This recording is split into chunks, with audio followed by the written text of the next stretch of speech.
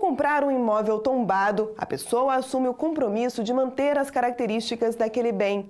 Nos casos em que o proprietário prova não ter condições de bancar essa proteção, a responsabilidade pode ser transferida para o Estado. Foi o que aconteceu em Antônio Prado, no interior do Rio Grande do Sul. América, América, América. Essas cenas do filme O Quatrilho mostram um pouco das características da Serra Gaúcha.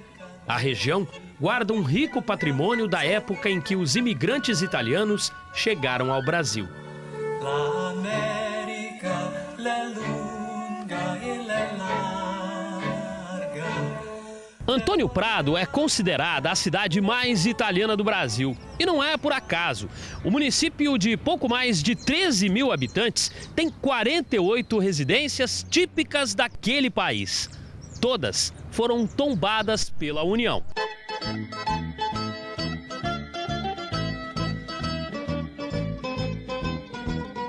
Essa casa, erguida em 1941, ficou conhecida como a residência da família Poian.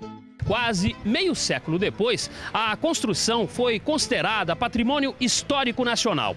A parte de baixo é de alvenaria e era usada pelos primeiros moradores como um ponto de comércio. Já esse andar revela um pouco mais de sofisticação. Ele foi todo construído em madeira e servia de residência para a família. Mesmo tombados, boa parte dos imóveis continua ocupada. Na maioria, os moradores são descendentes dos italianos. O problema é que, pelas regras do tombamento, as pessoas são obrigadas a preservar as características das casas, um cuidado que tem sido ignorado. O grande problema do proprietário de um imóvel desse é que ele às vezes herda, às vezes compra esse imóvel e então esse imóvel tem um ônus. E a reforma de um imóvel desse, a utilização, ela exige um investimento adicional que, em geral, as pessoas não têm condição de fazer. No caso da residência da Poian, os sinais de destruição foram constatados em uma vistoria feita pelo Instituto do Patrimônio Histórico e Artístico Nacional. Os atuais proprietários comprovaram que não teriam como arcar com a recuperação da residência, que está vazia há mais de uma década. Com isso, o custo da restauração foi repassado à União. Existe um problema grave estrutural, né, que ela não tinha fundações e a madeira desceu, causando então uma certa torção na questão estrutural, e também o madeiramento externo estava bem degradado.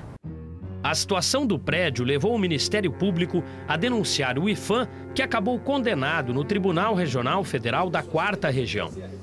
O determinante é que nós constatamos que, efetivamente, naquele imóvel estava havendo um dano. Estava uma situação em que alguém tinha que fazer alguma coisa para manter aquele patrimônio como deve ser, ou seja, um patrimônio histórico preservado. O IPHAN deve gastar R$350 mil com as obras. Um investimento que não parece ser bem compreendido, pelo menos por parte dos moradores. Para mim está errado isso aí. Por quê? Mas aí poderia botar um prédio aí, essas casas velhas aí. Isso é uma coisa boa pela história. Mas assim, se fosse olhar pela crescimento da cidade, eu acho que isso ali não sei o que ele está ajudando. E eu sou italiano. Imagina se eu não fosse. Envolve toda a história dos italianos, né? Construíram uma estrutura aqui, eu acho que deve permanecer. É uma história, né?